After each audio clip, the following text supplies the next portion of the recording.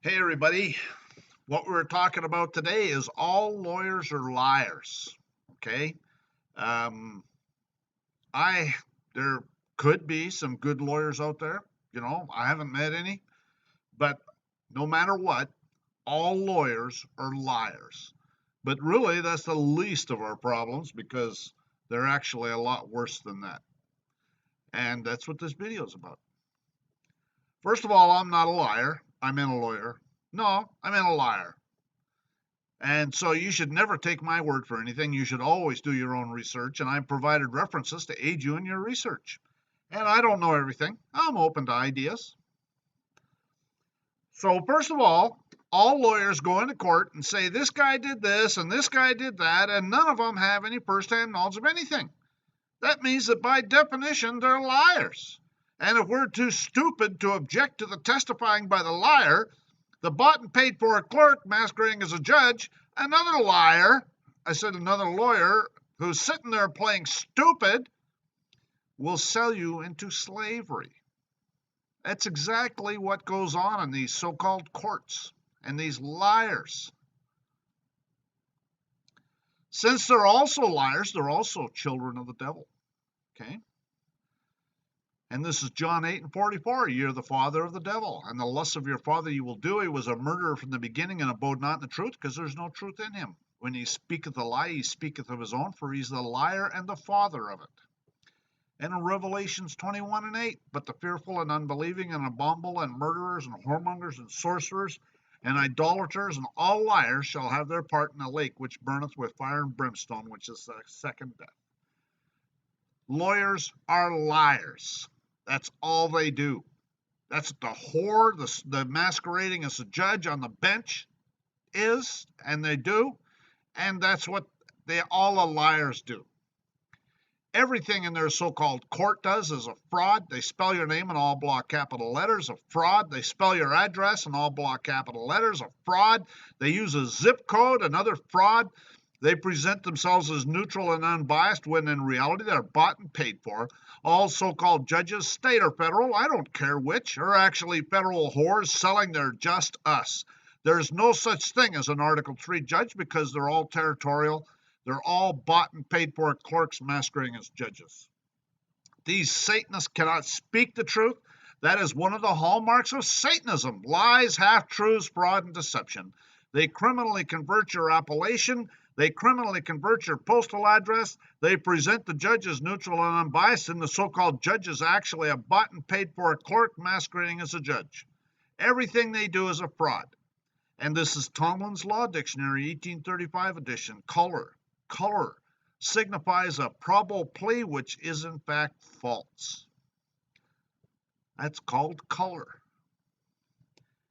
He, the prisoner, has, as a consequence of his crime, not only forfeited his liberty, but all his personal rights, except those which the law in its humanity affords him. He is, for the time being, a slave of the state.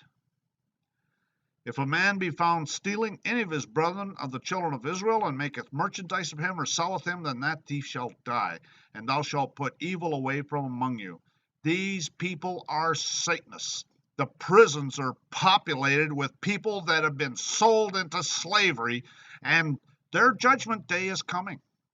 And the sooner that the rest of the people figure this out, a bunch of brain-dead idiots out there, then the better. Meanwhile, don't forget to drink some of your fluoridated water so you can continue to be a brain-dead idiot. Copies of these documents can be found in my private group at Yahoo called Administrating Your Public Servants. For a complete set of YouTube videos with private information shares, a DVD with over 50 searchable law dictionaries and other books and forums, contact me privately at engineerwin@yahoo.com. And donations to support this work are appreciated. I prefer gold or silver coin. But as an extreme, less desirable alternative, I can accept the fake money, the military script, the martial law script, the Federal Reserve notes, the IOUs, the PayPal gifts, the checks, the money orders. Send me an email for particulars. Between 75 to 90% of all lawyers are either incompetent, dishonest, or both. They're all liars. He is, however, in a sense, an officer of the state with an obligation to the court. Book 7 of Corpus Juris Secundum, Section 4, under attorneys. And it goes on in the same section. His first duty is to the court and to the public, not to the client. And whenever his duties to his client conflict with those as an officer of the court in the administration of justice, the former must yield to the latter. He is there to sell you into slavery. Clients are also called wards of the court. A ward of the court is an infant or a person of unsound mind. Their rights must be guarded jealously. Oh, that's Black's Law Dictionary, 4th edition. Yeah, they'll guard your rights all right. A ward of the court is an imbecile. A ward of the court is not competent. Everything is about competence and incompetence. That's why they are representing you, because you're not competent to make decisions for yourself. You've been drinking too much of that fluoridated water. Therefore, the attorney's going to make decisions for you. There's no such thing as an incompetent sovereign. Do you know who you are? In propria persona, one's own proper person, it's a rule in pleading that pleas to the jurisdiction of the court must be pled in propria persona, because if pleaded by attorney, they admit the jurisdiction. As an attorney is an officer of the court, he's presumed to plead after having obtained leave, which admits the jurisdiction. So when you hire that liar, you just gave them jurisdiction. That's why they want to assault you with the liar, because then they got jurisdiction automatically. That's why they have all this free liars and everything else, and we're going to give you a liar. That's Black's Law Dictionary, 4th edition.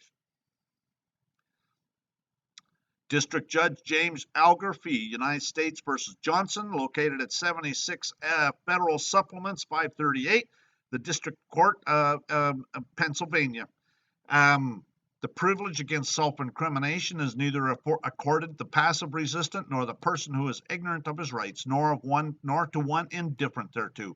It is a fighting clause. Its benefits can be retained only by sustained combat. It cannot be retained by attorney or solicitor. It is valid only when insisted upon by a belligerent claimant in person. The one who is persuaded by honeyed words or moral suasion to testify or produce documents rather than make a last-ditch stand simply loses the protection. Once he testifies to part, he has waived his right and must on cross-examination or otherwise testify as to the whole transaction.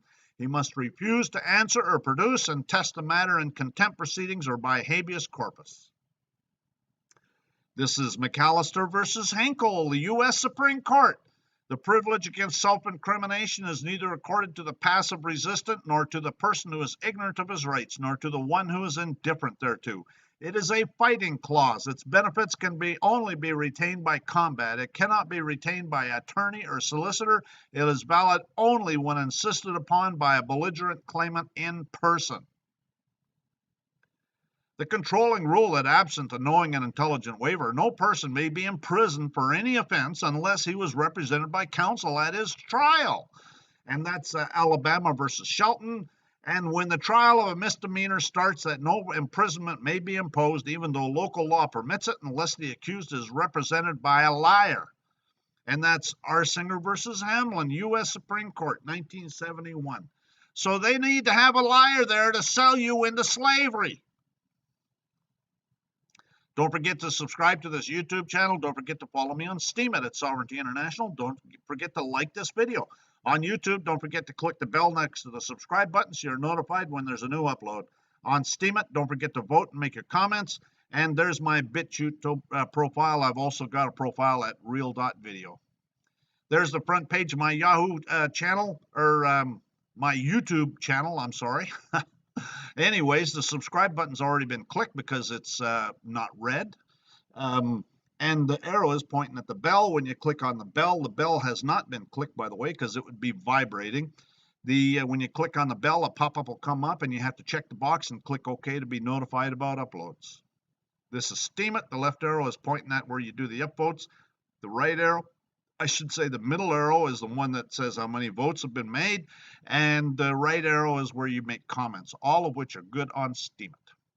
This is also Steemit Crypto Wallet. the hands touching crypto wallet, and a little pop-up comes down, a little window, and you can follow or unfollow someone. Oh, wow, look at that, twice. The practice of law cannot be licensed by any state. The practice of law is an occupation of common right. Okay, and that's what these Satanist bar members do, is they pass their codes, and so then you got this bar member, this Satanist liar on the bench, conspiring together with the bar member that you're dealing with, right in open court. Okay, it's not a court. They're bought and paid for clerks masquerading as judges.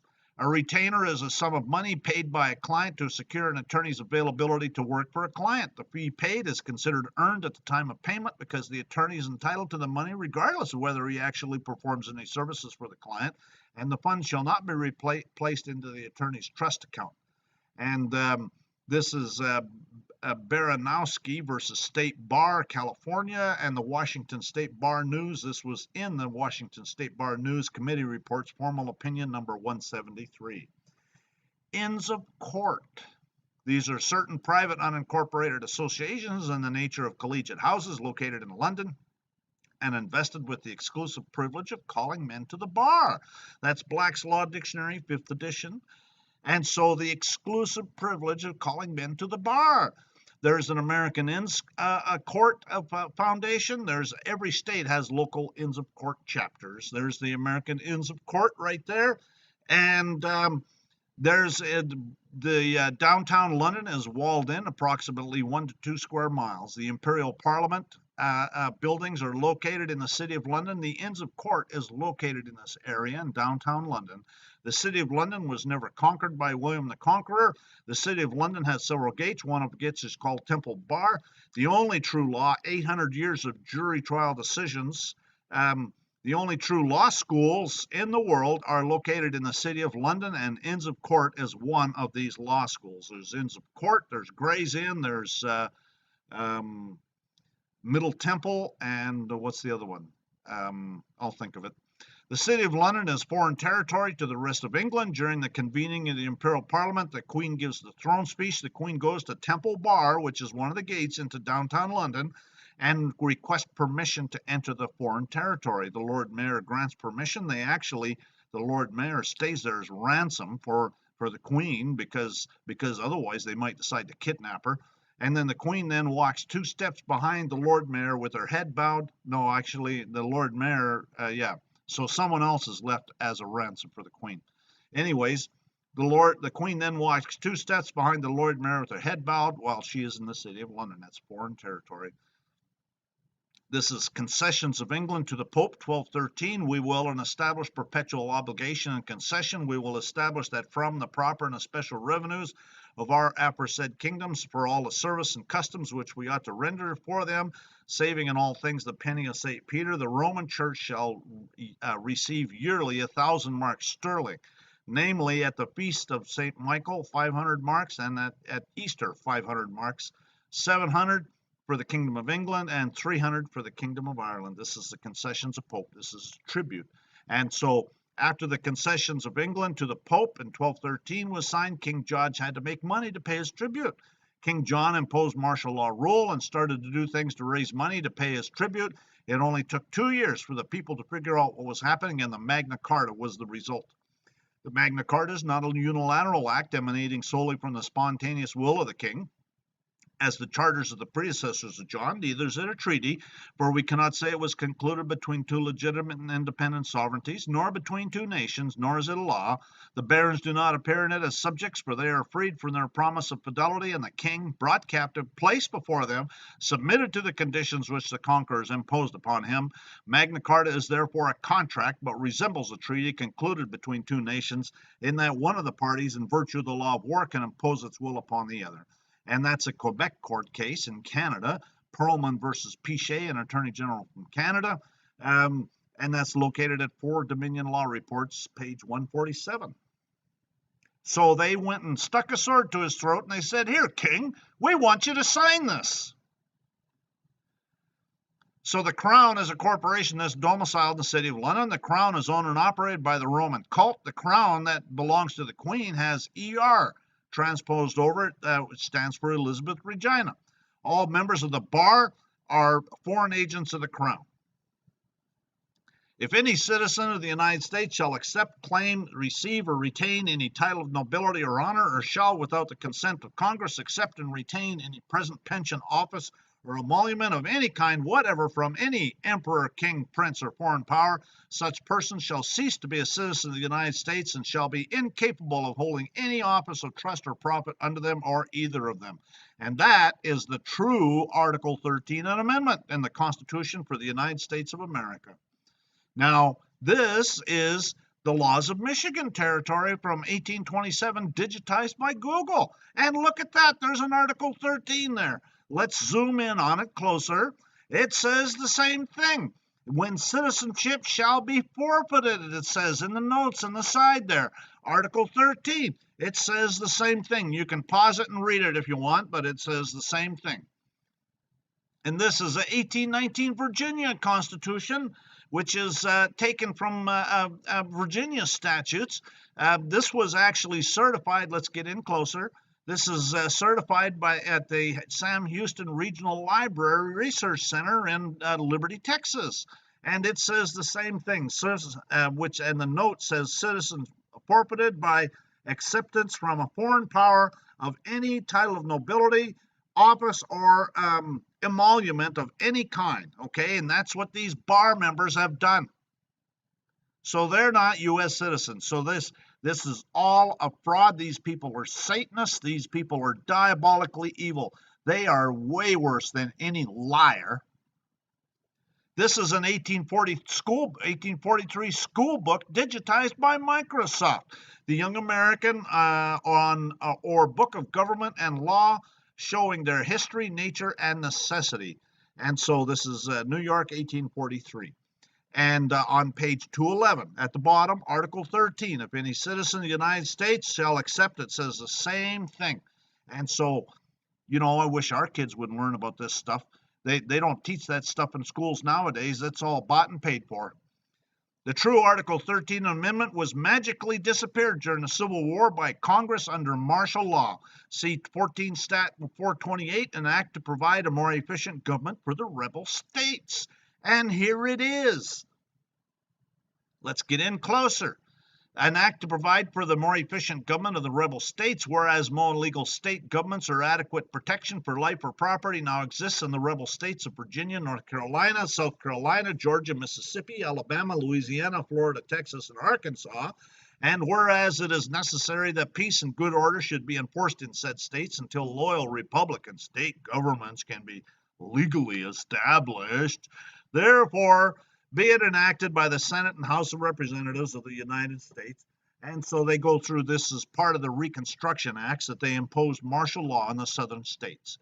And so let's go on. This is the second page. This is actually quite a small act.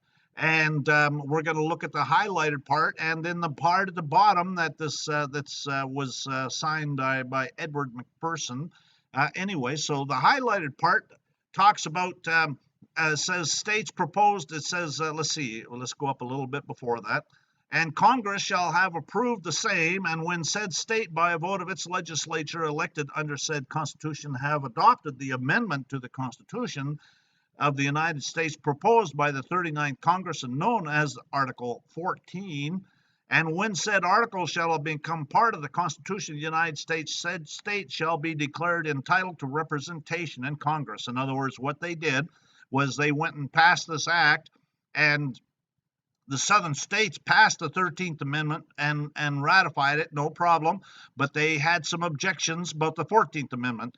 And so the 14th Amendment creates converts citizenship into the opposite that the founding fathers had intended, and Congress, was full of traitors, full of traitors involved in treason and sedition at the time, and so they went and passed this act, and said states shall be declared entitled to representation, and senators and representatives shall be minted therefrom in their taking the oath prescribed by law, and then thereafter the preceding sections of this act shall be inoperative in said state, provided that no person excluded from the privilege of holding office by said proposed amendment to the Constitution of the United States shall be eligible to election as a member of the convention to frame a constitution for any said rebel states, nor shall any such person vote for members of such convention. So basically, it made it so that the only U.S. citizens could vote, which those are U.S. citizens assessed to K trust. It's a slave. It's a piece of property, and I talk about that in other videos. And so they basically enslaved everybody, is what they did. And it goes on. What happened is that it says in the bottom here, the President of the United States, having returned to the House of Representatives in which it originated, the bill entitled an act to provide for the more efficient government of the rebel states, with his objections thereto, the House of Representatives proceeded in pursuance of the Constitution to reconsider the same and resolve the said bill do pass, 2/3 of the House of Representatives agreeing to pass the same. And so they overrode his veto. And so they basically assaulted everybody with this. This is sedition. This is treason. Actually, what it is it only affects the District of Columbia and the territories. It doesn't affect anybody else. But if you're a U.S. citizen, you have no rights. You're a piece of property. Why on earth would anybody ever want to be one of the U.S. citizen slaves, a low-life scumbag U.S. citizen slave? Bar members, an office of trust is one that requires an oath of office, and an office of profit is one which is paid. The War of 1812 was initiated by the Crown to eliminate the true Article 13 and Amendment, and one of the major engagements was when the British burned the Capitol and the National Archives. The National Archives would have been where the ratification records would have been kept.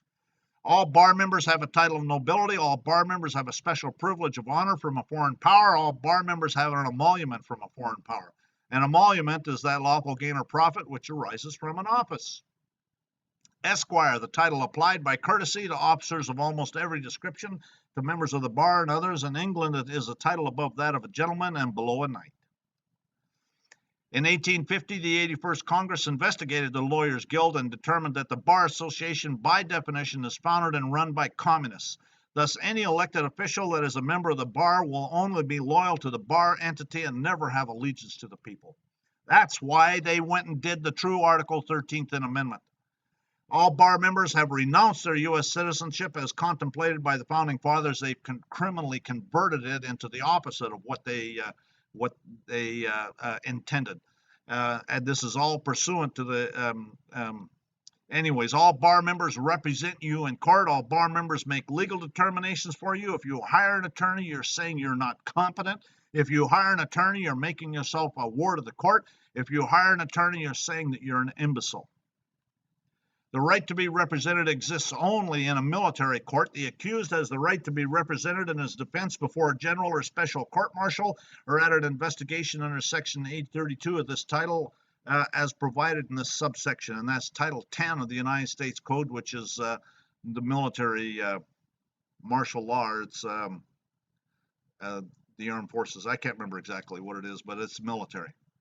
That's what they did, is they imposed martial law. And it's been in place ever since.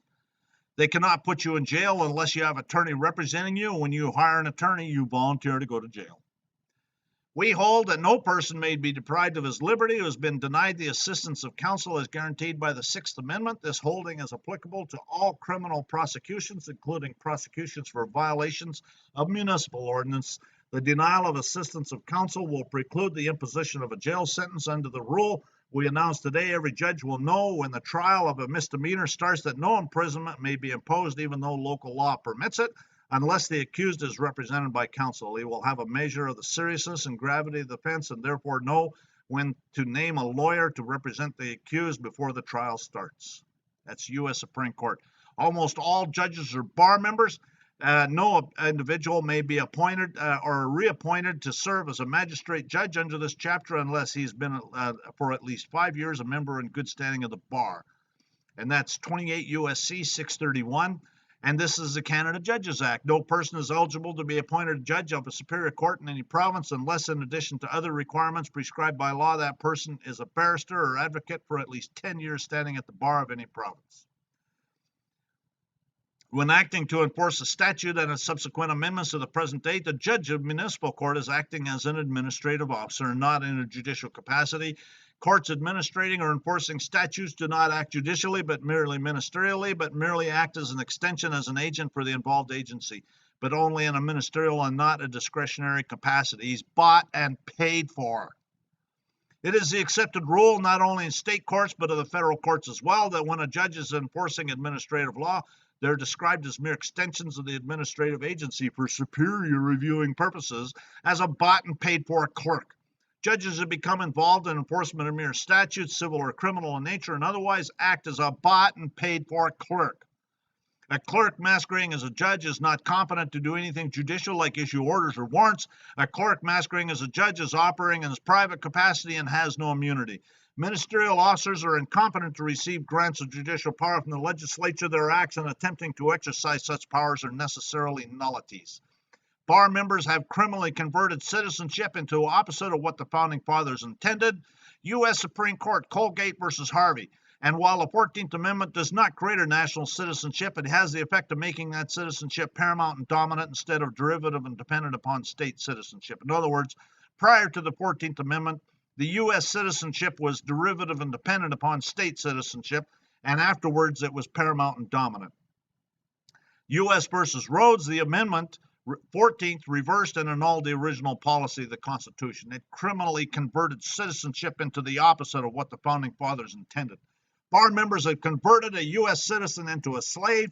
Therefore, U.S. citizens residing in one of the states of the Union are classified as property and franchises of the federal government as an individual entity. That's a summary of that case, a U.S. Supreme Court case, Willing Steel Corporation versus Fox.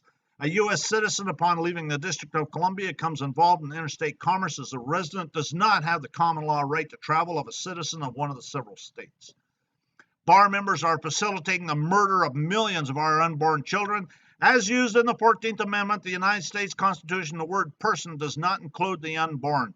And that's Roe v. Wade. That's the celebrated Roe v. Wade case in the U.S. Supreme Court. Check out my other videos, Bankster Thieves Playlist, Roman Cult Playlist, Bankrupt Corporate So-Called Governments, Bar members 1 through 4 now, actually. Do-it-yourself, how not to volunteer for the selective service in the draft, martial laws here, do-it-yourself, no income tax, do-it-yourself, free mail, do-it-yourself, kangaroo courts, 1 through 15. Canada Border Pigs playlist. Bar members have facilitated the imposition of martial law rule. Lincoln was a bar member. Bar members have more martial law. Since March 9, 1933, the United States has been in a state of declared national emergency. Under the powers delegated by these statutes, the president may seize property, organize and control the means of production, seize commodities, assign military forces abroad, institute martial law, seize and control all transportation and communication, regulate the operation of private enterprise, restrict travel, and in a plethora of particular ways, control the lives of all American citizens. A majority of the people of the United States have lived all their lives under emergency rule. For 40 years, freedoms and governmental procedures guaranteed by the Constitution have in varying degrees been abridged by laws brought into force by states of national emergency. And that's NREG U.S. Senate Report number 93-549 dated November 19, 1973. You think anything's changed? Absolutely not. Next to revenue, taxes itself, the late extensions of the jurisdiction of the Admiralty are our greatest grievance. The American courts of Admiralty seem to be forming by degrees into a system that is to overturn our Constitution to deprive us of our best inheritance, the laws of the land. It would be thought in England a dangerous innovation if the trial of any matter on land was given to the Admiralty. That's U.S. Supreme Court, 1852. Bar members of broadest martial law rule as described in the presentation on martial law. And this is Revised Code of Washington, Legislative Declaration for Civil Liberties Day. In remembrance, the legislature recognizes that on February 9, 1942, the President of the United States issued Executive Order 9066, which authorized military rule over civilian law and lives. Congress, claiming its martial law power to declare war, suppress insurrections, and repel invasions, imposed martial law in the United States and never discontinued it. The result was an extension of the military and municipal jurisdiction of Congress. But where is the evidence of this? Look at the 13th Amendment, the Civil Rights Act, the legal tender laws, the 14th Amendment. And that's Judge A.H. Ellett of the Utah Supreme Court in his book called The Non-Ratification of the 14th Amendment, and that's related to the case Diet versus Turner. It's an established fact that the United States federal government has been dissolved by Emergency Banking Act, March 9, 1933, 48 Stat 1, Public Law 89-719, declared by President Roosevelt being bankrupt and insolvent. HJR 192, 73rd Congress in session June 5, 1933, joint resolution to suspend the gold standard and abrogate the gold clause, dissolve the sovereign authority of the United States in the official capacities of all United States governmental offices, officers, and departments, and is further evidence that the United States federal government exists today in name only. United States Congressional Record, March 17, 1993. The 14th Amendment, actually, I already read this. Check out my contact information. My blog is sovereigntyinternational.wordpress.com. My website, sovereigntyinternational.fyi. My email is engineerwin@yahoo.com. My YouTube profile, there's only one, the Sovereign Living one. The other one's deleted. Facebook community page is deleted. My private group at Facebook called Sovereignty International is being deleted. It takes time to ban 17,000 people, and I'm not going to let Facebook profit from my hard work. My Yahoo private group is called Administrating Your Public Servants. My Google private group is called Administrating Your Public Servants. Follow me on Twitter at Engineer Win. Follow me on Steemit at Sovereignty International, and my BitChute profile is there. I've also got a profile at Real.video. All U.S. courts are territorial courts. United States District Court is not a true United States court established under Constitution Article 3 to administer the judicial power of the United States, but was created by virtue of the sovereign congressional faculty granted under Article 4, Section 3, making all needful rules and regulations respecting the territory belonging to the United States. And so all federal courts are territorial. It's all about slaves. It's managing property. In other words, when state martial law is imposed within the state to enforce national martial law, Congress has no reason to exercise its martial law powers. If the state has conformed to the new order, there's no need for Congress to intervene. And if the citizen has not obtained the standing of a former slave by petitioning Congress for admittance to venue and jurisdiction of the 14th Amendment by application for a Social Security number or something like that, then Congress has no power over that individual under this clause. And that's Diet versus Turner. That's Judge A.H. Ellett of the Utah Supreme Court in his book, Non-Ratification of the 14th Amendment, related to the case Diet versus Turner. When a state forms a constitution which is approved by Congress, it is a stop to deny its validity. The action of Congress cannot be inquired into, for the judicial is bound to follow the action of the political department. And so they're all bought and paid for. That's Luther versus Borden, U.S. Supreme Court. Rule 45, all process of this court issues in the name of the President of the United States. Okay, so the U.S. Supreme Court is even bought and paid for. They're all bought and paid for. This is a military dictatorship, folks. That's what we got. It's already here, has been for decades. Over the years, the people have had a great deal of trouble accessing the judicial power of the courts since martial law suspends the judicial power along with other regular powers of government. This is quite understandable. Congress's power is practically speaking unlimited where the regulation of courts subjected to martial law rule are concerned. Therefore, why would Congress think that their power over the martial law measures in general is limited to the Constitution, especially since Congress claimed power under martial law with the power clauses of the 13th, 14th, and 15th Amendments? And that's, again, Judge A.H. Ellett of the Utah Supreme Court in his book, Non-Ratification of the 14th Amendment, related to the case Diet versus Turner. It never became a law and was much a nullity as if it had been an act or declaration of unauthorized assemblage of individuals. Under the Lateran Pact of 1929, Italy agrees to give the Vatican all the rights of a sovereign nation and to protect the Roman cult. Canada, United States, and most other nations have signed on to the Lateran Pact. Under the Lateran Pact, the Roman cult is considered neutral territory. All bar members in Canada, United States, and our United Nations, all courts, I should say, in Canada and United States, are United Nations courts under the Unidroit Treaty and have been for 30 years. All courts are de facto courts. There's no authority to delegate anything to the United States in the Constitution for the United States of America or the British North America Act. See Corruption in the Courts 3 and 4. Unidroit stands for the Unification of Private Law, and the website says the 63 countries that have adopted it is designed to be automatically implemented. from Unidroit. They make a change. They make it over in Rome, where Unidroit is at, about 100 yards from the Roman cult, and it all flows through to every country. Canada and the United States have been signatories to the Unidroit Treaty for over 30 years.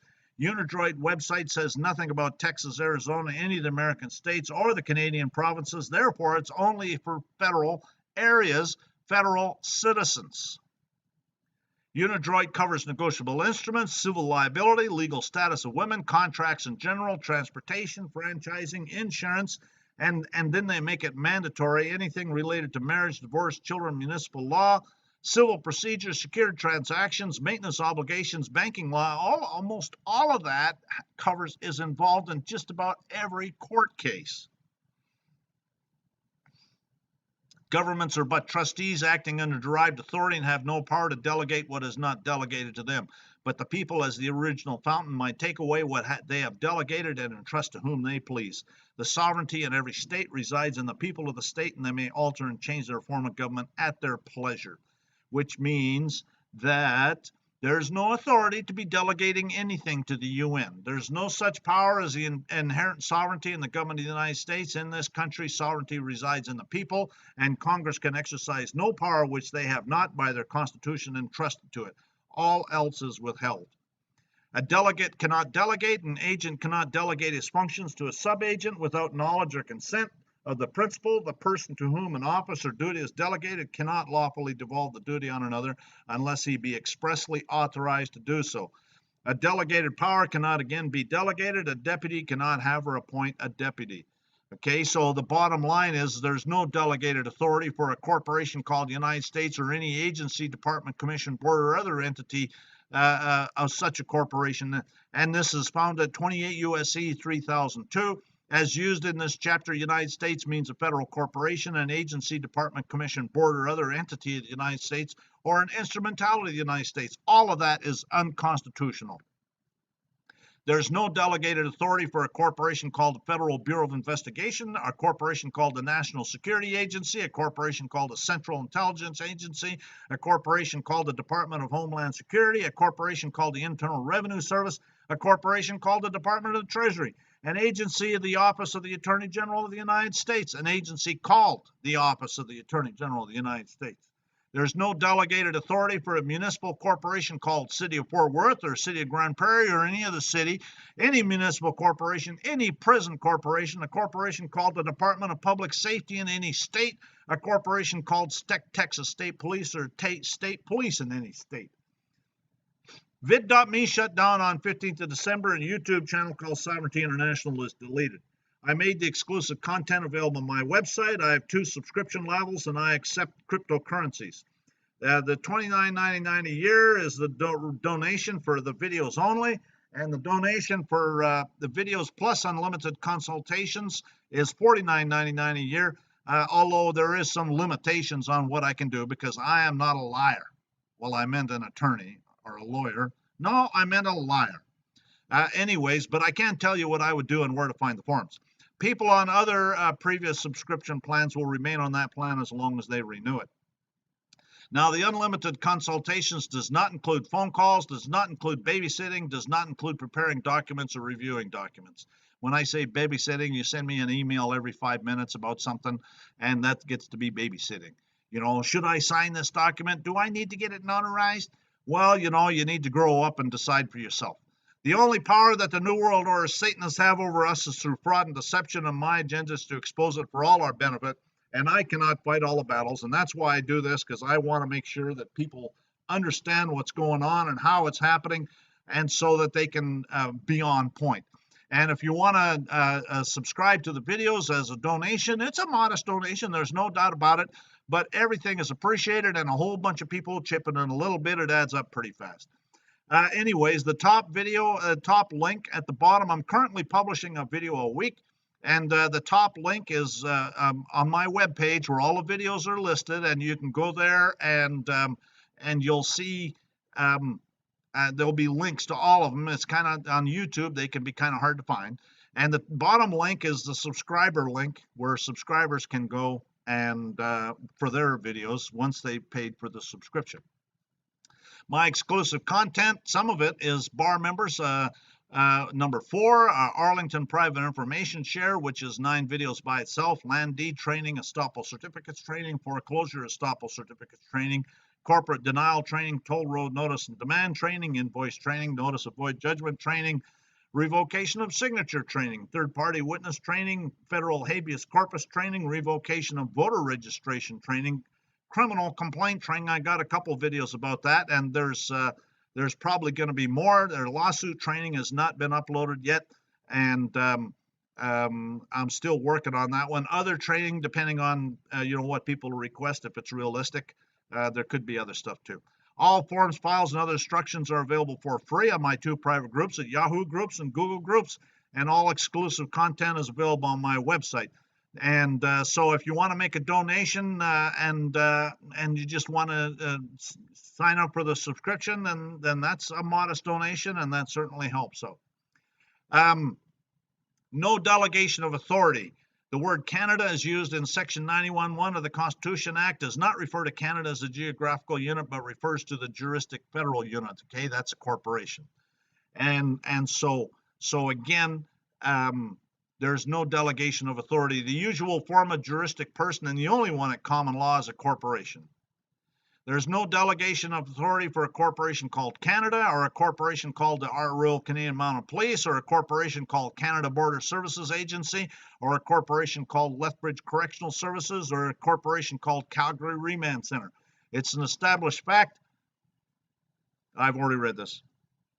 This is actually a application for a social insurance number in Canada, instruction sheet.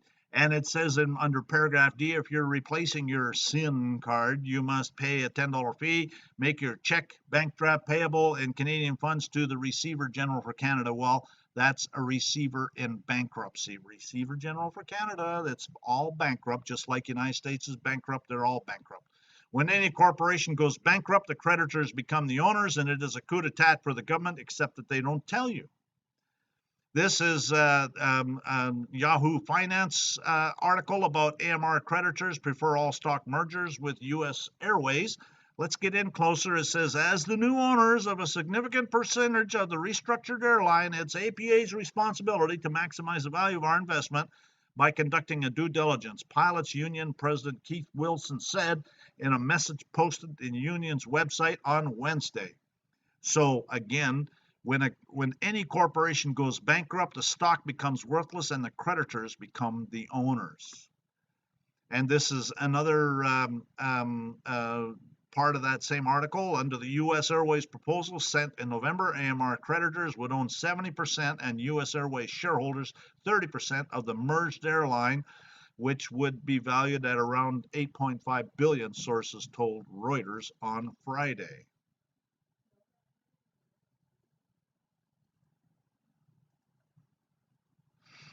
Yielding, paying yearly to us, our heirs and successors, for the same, the yearly rent of 20 marks of lawful money of England, at the Feast of All Saints, yearly forever. The first payment thereof to begin and be made on the Feast of All Saints, which shall be in the year of our Lord, 1665. And also the fourth part of all gold and silver ore, which within the limits of aforesaid shall from time to time happen to be found, and that's found in the Carolina Charter of 1663. So again, it's all setting up bankruptcies. This is the Declaration of Rights, 1776, the North Carolina Constitution, and provided further that nothing herein contained shall affect the titles or possessions of individuals holding or claiming under the laws heretofore in force or grants heretofore made by the late King George II or his predecessors, or the late Lords Proprietors, or any of them. So they're basically reaffirming at the Constitution, they're reaffirming all of these extortion rackets that were going on previously. In Tarrant versus Taylor, it was stated that the dissolution of the regal government no more destroyed the rights of the church to possess and enjoy the property which belonged to it than it did the right of any other corporation or individual to his or its own property. In the latter case, the Chief Justice, in reference to the corporation of the college, observes that it's too clear to require the support of argument that all contracts and rights respecting property remain unchanged by the Revolution, that the same sentiment was enforced more at length, and by the other judge who noticed this point in the cause. And that's the Society and etc. versus the town of New Haven, located at 8 Wheat, which is that's just shortly after the War of Independence. And so they're talking that when the government changes, it means nothing about this extortion that's going on. And this is the definitive Treaty of Peace of 1783, and it having pleased. Let's see here. No. Okay, so it having pleased the divine providence to dispose the hearts of the most serene and most potent King George III by the grace of God, King of Great Britain, France, and Ireland. And so get a load of that. He was King of Great Britain, France, and Ireland. He was also Arch-Treasurer and Prince-Elector of the Holy Roman Empire and of the United States of America. So he financed both sides of the War of Independence, and he was Arch-Treasurer and Prince-Elector of the United States of America. And then there's another treaty. This is a treaty between the King of France and the 13 colonies of the United States, which is King George again. Think about it. Signed at Versailles, July 16, 1782. Article 1, it's agreed and certified that the sums advanced by His Majesty to the Congress of the United States under the title of a loan in the years 1778, 1779, 1780, 1781, and the present 1782 amount to the sum of 18 million livres, money of France, according to the following 21 receipts. By which receipts the said minister has promised in the name of Congress and on behalf of the 13 United States to cause to be paid and reimbursed to the royal treasury of His Majesty on the 1st of January 1788 at the house of the Grand Banker at Paris, the said sum of 18 millions, money of France, with interest at 5% per annum. And the source of that is Treaties and Other International Acts of the United States of America, edited by Hunter Miller, Volume 2, Documents 1 through 40, 1776 to 1880, Washington Government Printing Office, 1931. So again, King George financed both sides of the War of Independence. King George, the tyrant, was King of France and England. He financed both sides of the War of Independence. The United States owed France 18 million livres from the war. And King George was also Arch-Treasurer and Prince-Elector of the Holy Roman Empire and the United States of America. The treaty was authorized as an agent of the Roman cult. Queen Elizabeth is now Arch-Treasurer and Prince-Elector of the Holy Roman Empire and the United States of America. The debt was due and payable on the 1st of January 1788. It created the first bankruptcy. The bankruptcy under international law is 70 years. The United States emerged from bankruptcy in 1788 plus 70 is 1858. And it took only 3 years for the Masonic Satanists to facilitate the next bankruptcy. 3 years later, March 27, 1861, the Southern states walked out of Congress. And the battle at Fort Sumter, April 12th to the 14th of 1861, which I believe was a false flag operation. The Roman cult seized the Crown Corporation when they couldn't pay their debt with the concessions to the Pope of 1213 and the subsequent Magna Carta of 1215 when the people rebelled. See the first United States as a Crown Colony video. See the martial laws here video. Martial law always comes from the Roman law and the Roman cult. The Roman cult decides who will be president. Ultra vires, Black's Law Dictionary, 6th edition. Ultra vires, an act performed without any authority to act on the subject.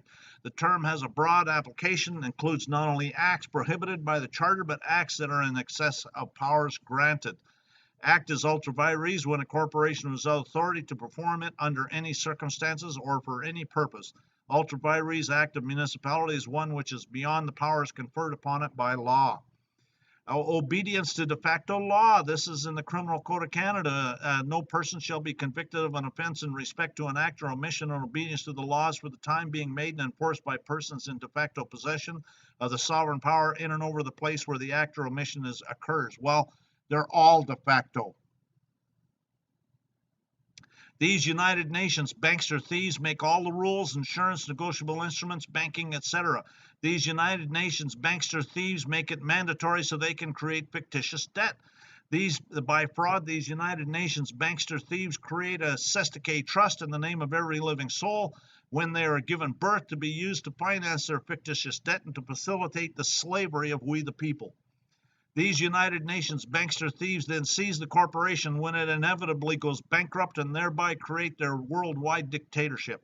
These United Nations bankster thieves get their whore buddies in the bankrupt legislatures and parliaments to hire low intelligence pigs to populate border crossings so they can assault people and kidnap people and falsely imprison people to create business for their so-called courts and to generate business for their bankster-owned and operated prisons and generate revenue to support the fictitious debt.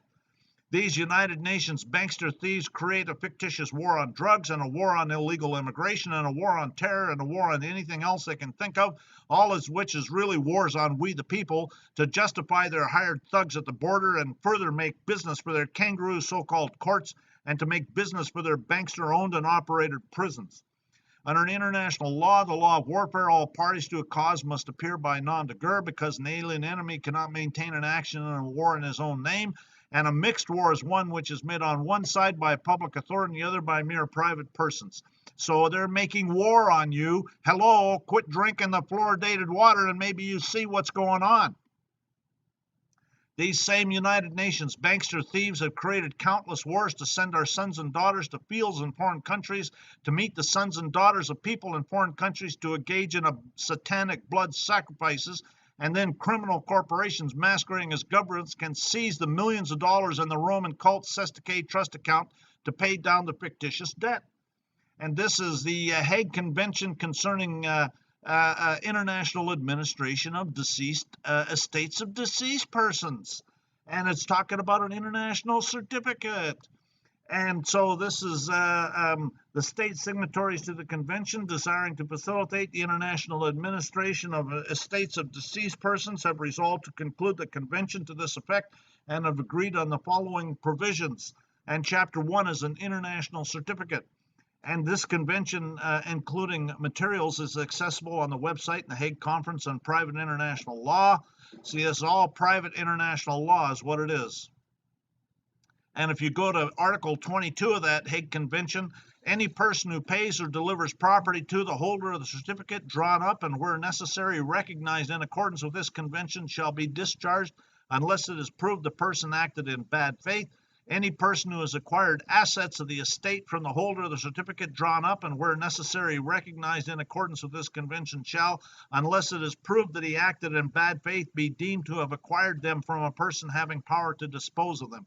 So they create this Roman cult Satanic trust.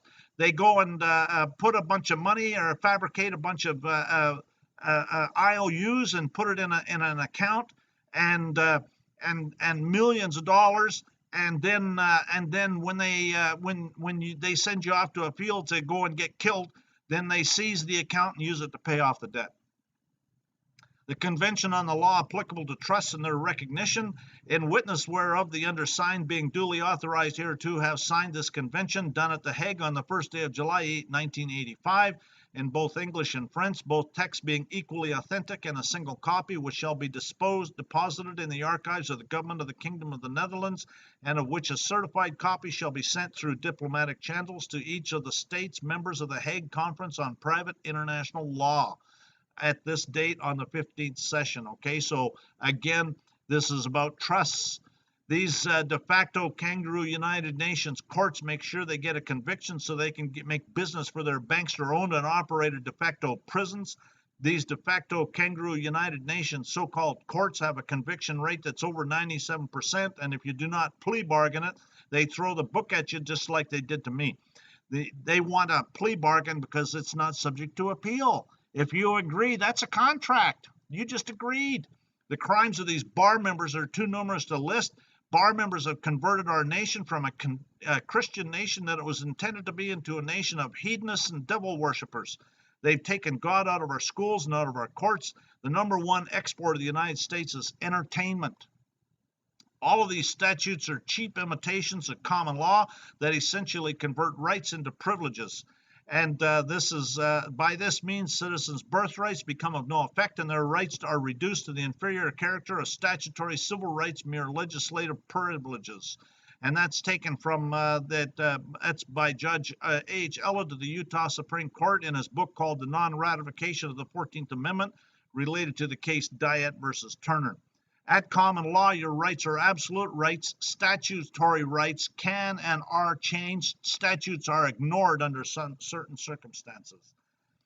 The more corrupt the state, the more numerous the laws. Well, we have literally millions of codes, rules, and regulations, and the evidence of the corruption is watched on TV every night.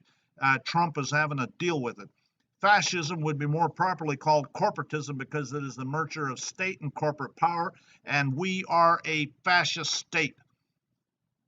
Did you give up your God-given rights for some satanic privileges?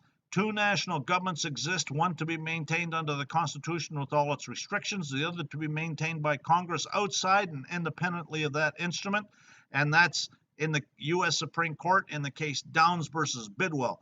Why do you think that Nancy Pelosi, as Speaker of the U.S. House of Representatives, says that they have to pass legislation to find out what it says?